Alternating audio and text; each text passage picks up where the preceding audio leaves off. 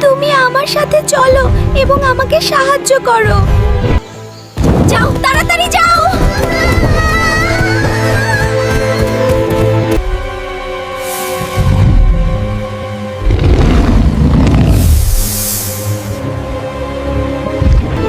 যাও, তাড়াতাড়ি যাও।